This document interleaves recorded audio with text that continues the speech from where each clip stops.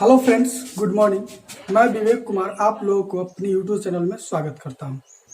आज हम लोग क्लास 10th के मैथ के चैप्टर 1 के यूक्लिड विभाजन प्रमेय को समझेंगे। इस प्रमेय की मदद से हम लोग किसी भी दो धनात्मक संख्याओं का एचसीएफ निकालना सीखेंगे। तो आइए वीडियो को स्टार्ट करते हैं और यूक्लिड विभाजन प्रमेय क्या होता है इसको हम लोग समझते हैं।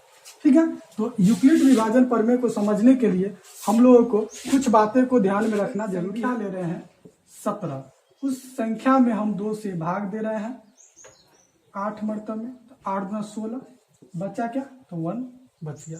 तो आप लोगों को पता होगा कि ये मान लीजिए कि जब हम किसी संख्या से भाग देते हैं तो वह संख्या हम लोगों को क्या कहलाता है, तो भाजक कहलाता है।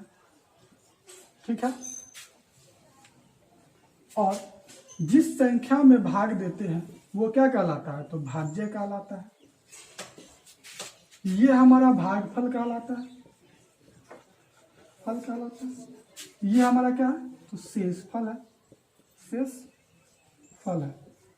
ठीक है, जिस संख्या से हम लोग भाग देते हैं उसको हम लोग क्या कहते हैं, भाजक कहते हैं। जिस संख्या में भाग देते हैं उसको हम लोग भाज्य कहते हैं। और ये हमारा क्या कहलाता है, भागफल, और बचा हुआ ये क्या कहलाता है, तो शेषफल कहलाता है। ठीक है ना। तो आइए हम लोग यूक्लिड विभाजन प्रमेय को समझते हैं। तो यूक्लिड विभाजन प्रमेय जो कहता है वो क्या कहता है, कहता है कि भाज्य बराबर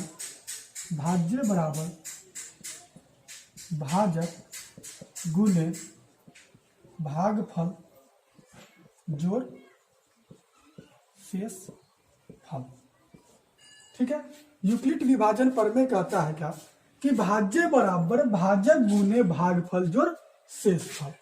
ठीक है, इस शेष फल का जो मान होता है, शेष फल का मान होता है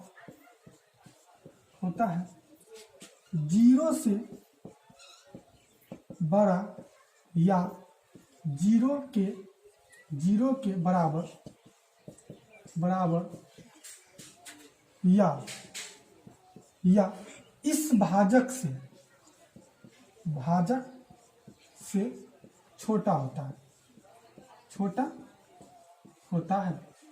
हम इसको शॉर्ट में लिखना चाहते हैं तो लिख सकते हैं, शेष फल 0 ग्रेटर देन या इक्वल टू लेस देन भाजक। ठीक है, तो आप लोगों को इतना बात समझ में आ गया होगा। चलिए इसके आगे हम लोग समझिए, प्रश्न को हल करते हैं। हमारा पहला प्रश्न है, यूक्लिड विभाजन प्रमेय का प्रयोग करके एचसीएफ निकालें। एचसीएफ का मतलब होता है हाईएस्ट कॉमन फैक्टर। ठीक है, क्या होता है, हाईएस्ट कॉमन फैक्टर। तो हम लोग क्या करेंगे कि यूक्लिड विभाजन प्रमेय का प्रयोग करके क्या निकालेंगे, हाईएस्ट कॉमन फैक्टर। आखिर में ये हाईएस्ट कॉमन फैक्टर होता क्या है, तो मान लीजिए कि हम दो नंबर ले लेते हैं, एक ले लेते हैं 40 और दूसरा लेते हैं 20। ठीक है, और इस दोनों नंबर का हम हाईएस्ट कॉमन फैक्टर निकालेंगे। तो पहले तो इसको क्या करेंगे, फैक्टराइजेशन करेंगे। ठीक है ना, तो इसको फैक्टराइजेशन मतलब होता है अभाज्य गुणनखंड। ठीक है ना, तो इसको 2 से करेंगे तो 20 दूना 40 होता है, 2 से 10 दूना 20, 2 से 5 दूना 10। ठीक उसी प्रकार इसका भी करेंगे 2 से, तो क्या हो जाएगा 10, 2 से 5 दूना 10। अब इसका जो फैक्टर हो जाएगा 40 का, वो होगा क्या, तो 2 × 2 × 2 × 5। ठीक है, और ये 20 का जो फैक्टर होगा वो क्या होगा, 2 × 2 × 5।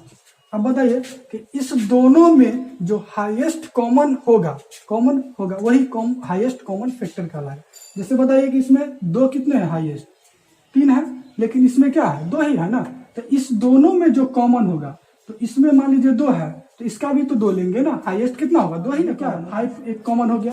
तो इस 40 और 20 का जो एचसीएफ होगा वो कितना हो जाएगा, 2 का हाईएस्ट पावर कितना है, 2 है, तो 2 × 2 और 5 का कितना है, 1 बार 5, तो 5, ये 2 दूना 4, 4 पंचे 20। तो इसका हाईएस्ट कॉमन फैक्टर क्या हो जाएगा, तो 20 हो जाएगा ना। चलिए, ठीक उसी प्रकार अब हम लोग को क्या करना है कि यूक्लिड विभाजन प्रमेय का प्रयोग करके एचसीएफ निकालना है। हाईएस्ट कॉमन फैक्टर कितना कितना का, 135 और 225 का। ठीक है, तो आइए इस क्वेश्चन को सॉल्व करते हैं। तो यूक्लिड विभाजन प्रमेय जो है सो कहता है क्या है कि भाज्य बराबर भाजक गुने भागफल प्लस क्या होता है शेषफल। ठीक है ना। तो हम क्या करेंगे कि इस दो संख्या का HCF निकालेंगे। तो हम कभी भी दो संख्या का HCF निकालने के लिए बड़ी संख्या में छोटी संख्या से क्या करेंगे, भाग करेंगे। तो बड़ी संख्या तो 200 क्या है 25 है, और छोटी संख्या क्या है 135 है। ठीक है ना। तो इससे 225 में क्या करेंगे, भाग देंगे, तो एक मर्तबे में देंगे तो 135 होगा, और 5 में से 5 गया 0 बचेगा, और ये क्या है 2 में से 3 जाएगा तो एक पैसा लेंगे, तो 12 में से 3 गया तो कितना बचेगा 9 बचेगा। ठीक है ना। भाज्य कितना है 225 है। ठीक है, और भाज्य कितना है 135 है। कितना है 135, और भागफल कितना है, भागफल 1 है, और शेषफल कितना है तो 90 है। ठीक है ना। अब बताइए कि हम लोग क्या करेंगे कि HCF निकालने के लिए अगर शेषफल 0 आएगा तो HCF उसका भाजक कहलाएगा, लेकिन अभी भी शेषफल 0 के बराबर नहीं है।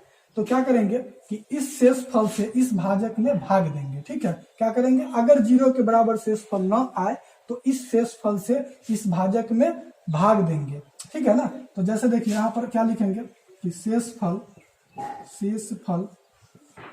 बराबर नहीं है किसके, 0 के। ठीक है ना, 0 के बराबर नहीं है तो क्या करेंगे, तो फिर 135 में क्या करेंगे 90 से भाग देंगे, तो एक मर्तबे में देंगे तो यहाँ 90 हो जाएगा। ये हमारे पास क्या बचेगा 5 और ये 4। ठीक है, तो अभी भी 0 के इक्वल नहीं है, तो फिर इस पर रखेंगे तो ये क्या हो जाएगा 135, और ये हो जाएगा 90 गुने 1 और प्लस क्या हो जाएगा 45। ठीक है, अभी भी 0 के इक्वल नहीं आया शेषफल नॉट इक्वल टू 0। तो क्या करेंगे, फिर ये शेषफल से क्या करेंगे, इस भाजक में भाग देंगे। तो भाजक कितना है 90, और शेषफल कितना है 45। तो ये 2 मर्तबे में क्या कट जाएगा, यानी कि 90 में से 90 गया 0 बचा। ठीक है ना।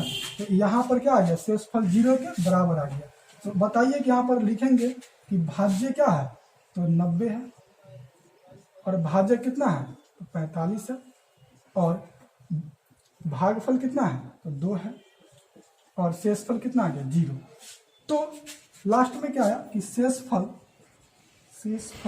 अगर शेषफल 0 के बराबर आ जाए तो उसका भाजक क्या कहलाएगा, इस दोनों संख्याओं का HCF पहली बड़ी संख्या से बड़ी संख्या में छोटी संख्या से भाग देने के बाद अगर शेषफल 0 आता है तो उसका HCF क्या कहलाता है, तो भाजक कहलाता है। ठीक है ना। तो यहाँ पर 0 आया तो उसका HCF क्या कहलाएगा, भाजक कहलाएगा।